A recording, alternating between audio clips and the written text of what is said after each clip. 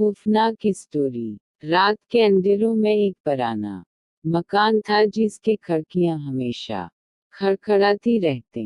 لوگ کہتے تھے کہ وہاں کوئی روح رہتی ہے جو رات کے وقت حرکت کرتی ہے۔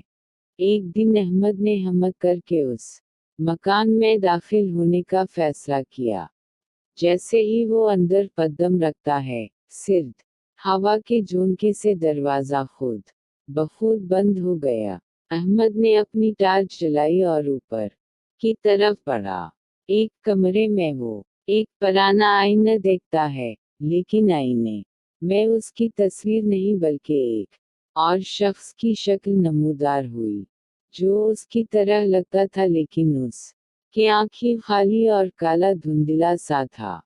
احمد نے پیچھے ہٹنے کی کوشش کی، لیکن زمین پر قدم رکھتے ہی وہ جسم جم گیا۔ اچانک آئینے میں موجود شکل نے اس کی طرف ہاتھ بڑھایا اور احمد کو کھینچ کر آئینے کے اندر دھکیل دیا۔ صبح ہوئی، لوگ مکان کے باہر آئے، مگر احمد غائب تھا۔ صرف آئینے میں اس کا خوفزدہ چہرہ نظر آ رہا تھا، جو اب کسی اور کو پکڑنے کا انتظار کر رہا تھا۔